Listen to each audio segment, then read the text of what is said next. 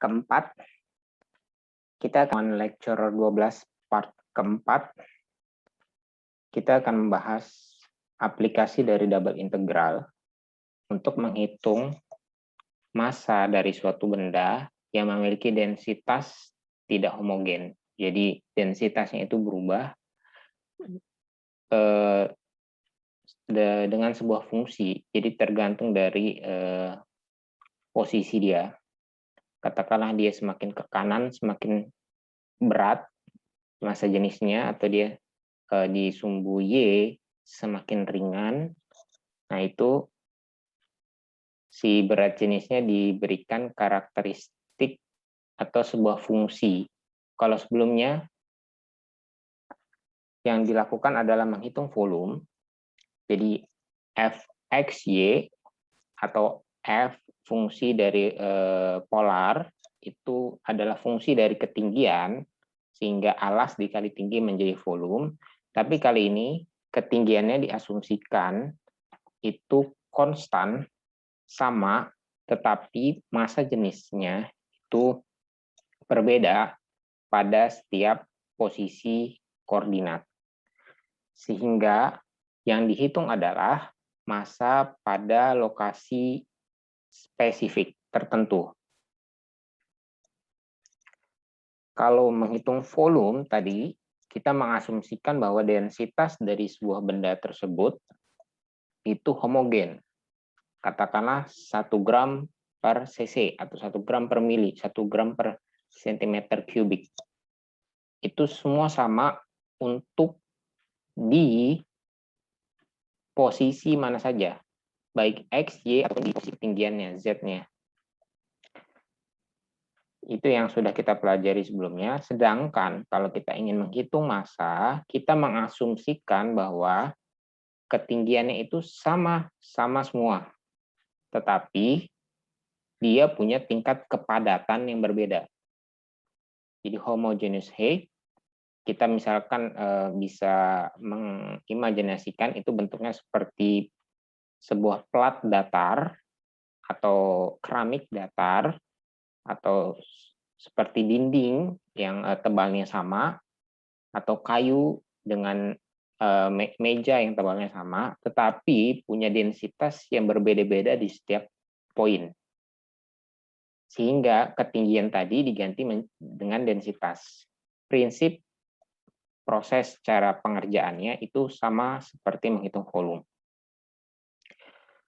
Di sini saya memberikan sebuah contoh yang mudah, yaitu dengan material komposit yang memiliki ketinggian 1 cm, tetapi punya perbedaan densitas. Material itu terdiri dari softwood, plastik, aluminium, steel, dan gold. Softwood itu kayu lunak. Masing-masing di situ sudah tertera densitasnya. Yang perlu diketahui ini, anggap saja materialnya itu secara real dia diskrit. Jadi bentuknya seperti staircase ya, tangga. Jadi pertama kayak gini, terus nanti dia naiknya itu staircase. Naik dan seterusnya, naiknya semakin tinggi. Tidak smooth ya, seperti bentuk tangga kenaikannya. Dan ada batasnya, itu batasnya di sini. Tapi kita bisa buat ini menjadi seperti sebuah fungsi pendekatan. Jadi kita mengasumsikan nanti densitasnya itu tidak sama, tidak homogen di sini baru naik di sini. Kita mengasumsikannya sebagai sebuah fungsi, jadi dia naik dengan fungsi continuous. Kalau ini kita lihat dari ketinggiannya, berarti ke atasnya Z, ini Y, berarti ini X, ini Z, berarti ke sana itu Y, ke arah sana, ke dalam layar. Nah, kalau ini kita lihat dari atasnya, dari atas ini, kita lihat dari atas ini. Dari sini saya buat fungsi ya, fungsinya itu dengan data yang tadi itu menggunakan fungsi eksponensial. Ini posisi dari si material kompositnya. Titik tengahnya itu ada di 1 cm, di sini ada 3 cm, 5 cm, 7 cm, dan 9 cm. Kemudian dari data ini, titik-titik ini dibuat fungsi eksponensialnya. Bentuknya itu Z sama dengan A eksponensial BX. Nah, ini si Z-nya ini diganti dengan fungsi densitas XY. A-nya itu ini, dan B-nya itu yang ini. Kemudian untuk R, batasan area di bawah itu, dari sini sampai sini untuk Y, yaitu 0 sampai 3, 0 sampai 3, dan 0 sampai 10. Ini 10. Dari sini kita bisa hitung massa, total massa dari material komposit tadi dengan double integral. Jadi batasnya udah ada 0,3, 0,10, terus densitasnya nanti kita masukkan fungsinya. Dari sini tinggal dihitung dengan bentuk integral. Kalian bisa evaluasi integralnya sendiri, bagaimana cara mengintegralkan eksponensial, itu saya serahkan kepada kalian untuk mencoba dengan bisa melihat dari sini untuk membandingkan ya.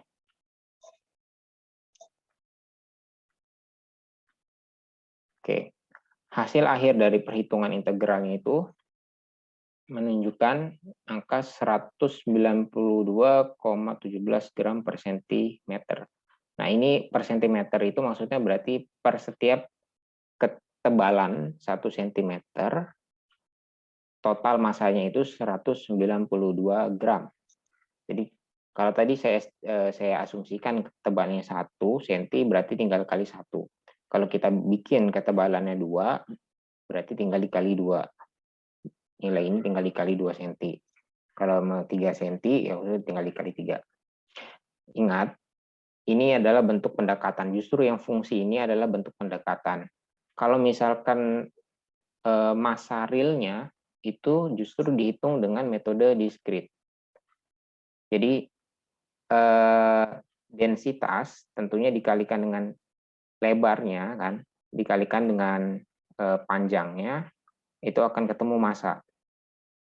Yang paling mudah itu di sini kan kita bisa hitung volume.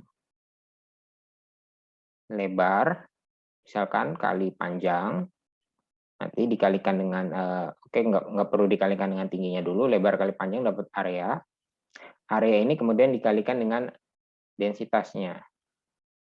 Itu cara metode diskrit. Ini justru kalau misalkan aplikasinya seperti ini, yang paling tepat itu ngitungnya dengan masing-masing. Nah, kalau misalkan saya punya material bukan komposit kayak gini, ceritanya, katakanlah suatu material terbaru yang belum pernah ada, tapi material itu semakin ke kanan, dia semakin berat. Nah, bentuknya eksponensial kayak gini. Nah, itu kalau misalkan memang densitasnya itu naik berdasarkan fungsi ini, yang paling tepat itu pakai integral. Tapi kalau misalkan bentuknya tadi staircase kayak tadi, itu yang paling tepat justru menghitungnya dengan masing-masing. Densitas dikali dx, dy, nanti dapat massa, semuanya kemudian ditambahkan. Pakai ini aja ya, pakai summation biasa. Nanti dapatnya 188. Perbedaannya nggak terlalu signifikan kalau kita ngeliat dari angkanya, tapi kalau misalkan di aplikasi ini lumayan lah ya, sekitar 3,18, 3,35, sekitar 3,35 lah perbedaannya. Jadi kalau misalkan tadi yang tepat yang mana, yang ini? Yang ini yang lebih tepat. Nah, ini buat pendekatan analitik saja, biar tahu bagaimana cara menghitung, proses menghitungnya. Nah, kalau tadi pendekatan yang staircase atau bentuk tangga, jadi dia ngitungnya area yang ada di sini. Kalau misalkan analitik, area under curve di bawah fungsi yang warna biru. Tapi kalau misalkan bentuk komputasinya discrete kayak gini, ini di bawah bar, di bawah batangan ini, luas di bawah batang-batang ini. Jadi ini representasi dari discrete yang bar, sedangkan yang grafik ini representasi dari analitik. Setelah kita menghitung massa, kita lanjutkan untuk menghitung center mass.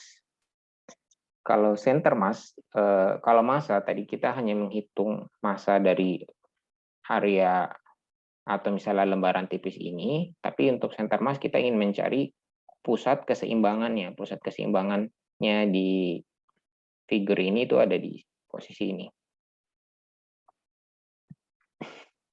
Ini mengasumsikan, ini kalau yang untuk figur 3 ini mengasumsikan densitasnya misalnya homogen. Nah, yang di bawah, ini kita bisa lihat mengasumsikan densitasnya non-homogen. Jadi yang putih ini densitasnya kecil, yang tebal ini densitasnya ini tinggi. Aplikasi dari densitas ini sebenarnya apa sih? Aplikasi dari densitas ini kita bisa melihat misalkan sebuah ruangan, kita buat ruangan pasti ketinggiannya homogen. Tetapi di dalamnya temperaturnya itu tidaklah homogen. Temperatur di dalam ruangan itu tidak homogen mengikuti sebuah fungsi. Nah, itu bisa juga diganti menjadi temperatur. Atau selain temperatur, katakanlah misalkan kadar dari karbon dioksida di dalam ruangan. Nah, densitas densitas dari kadar oksigen atau karbon dioksida di dalam sebuah ruangan itu berbeda-beda. Ada yang misalkan dia padat, ada misalnya di pojok daerah pojok itu mungkin dia rendah, dan di daerah katakanlah mendekati pintu dia paling rendah karena sirkulasinya untuk oksigennya bagus gitu. Selain tadi temperatur, juga bisa kadar oksigen atau karbon dioksida. Apalagi yang bisa merepresentasikan sebuah densitas kira-kira. Ini misalkan kalian mencampur campuran liquid, itu ada kalanya campuran liquid itu misalnya di dalam sebuah tank, katakanlah sirup sama air lah. Setelah kalian endapkan cukup lama, nah konsentrasi sirup di atas itu tipis, tapi nanti di bawah dia akan mengendap dan akan tebal, atau sirupnya itu mulai mengendap. Jadi di bawah itu cukup banyak sirupnya, sedangkan di atas itu tipis. Kalau kita bikin ini tingkat thickness atau kepadatan sirup, ini kepadatan sirupnya, ini ketinggiannya, height-nya. Nah, pas posisi tinggi di atas dia thickness-nya, ketebalan sirup atau densitas sirupnya rendah, semakin ke bawah dia makin tebal. Nah, ini fungsinya linier. Di sini saya asumsikan fungsinya linier. Semakin dalam, semakin di bawah dia sangat pekat.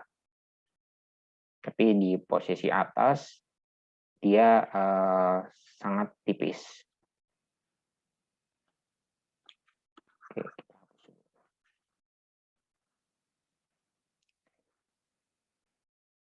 Ini ada fungsi untuk menghitung dari center mass X dan center mass Y. Untuk menghitung center mass X dibutuhkan massa. Tadi kita sudah menghitung massa. Yang kita hitung sekarang, yang perlu kita hitung sekarang adalah momen. Untuk menghitung center mass X, posisi X, kita butuh menghitung momen Y. Sedangkan untuk Y, kebalikan harus menghitung momen X. Kenapa? Kalau misalkan gini, kalian ingin menghitung posisi di X, berarti momen itu kan lengan kali gaya. Posisi bebannya ada di sini dikalikan dengan lengan di sini. Nah, perputarannya itu ada di sumbu Y. Jadi dia ke bawah kalau misalkan itu berputar di sumbu Y. Si sumbu X ini kalau mau diimajinasikan dia memutari si sumbu X ini. Jadi makanya ini disebut sebagai momen Y, momen di sumbu Y. Nah, kebalikannya kalau di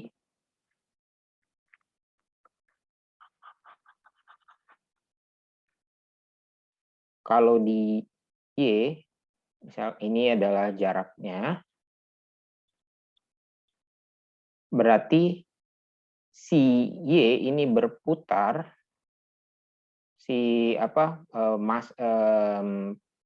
bentuk ini atau benda ini akan memutari sumbu Y.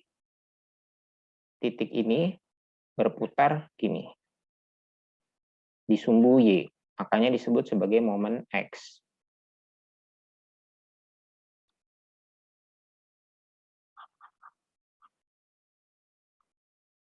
Sehingga yang perlu dicari pada step kali ini adalah MY dan MX. Sedangkan massa tadi sudah dicari. Dari pendekatan diskrit, ini komputasi numerik, dan ini pendekatan analitik. Ini pendekatan analitik.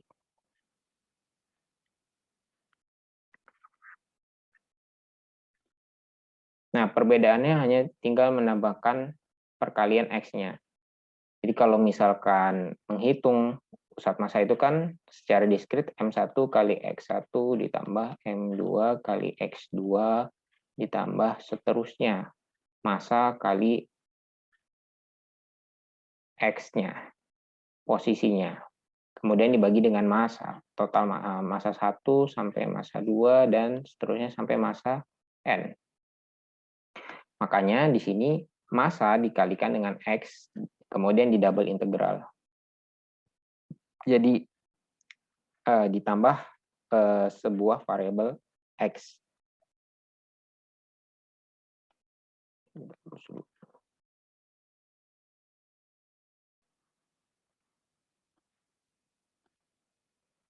Kalau untuk yang Y dikalikan dengan Y.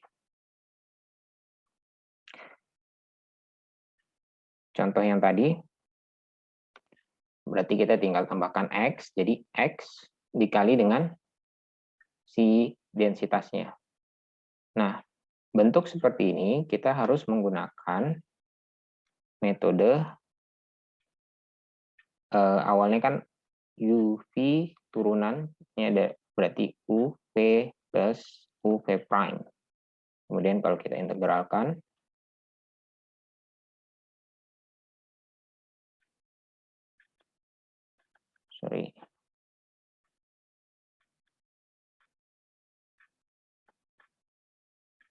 jadi UV itu kalau misalkan mau diturunin integralnya hilang. Jadi kayak gini. U prime V, U V prime. Ini kalau kita turunin. Nah, kalau ini kita integralin, nanti kan balik jadi UV, kemudian ini jadi integral U prime V ditambah integral UV prime. Nah, ini kalian coba review lagi. Nanti bentuknya jadi ini yang kita ambil salah satu aja bisa ini atau ini, yang sebagai di sebelah kiri. Kalau saya pakai yang ini sebelah kiri, Yang ininya dipindahin ke sana. Jadi bentuknya kayak gini.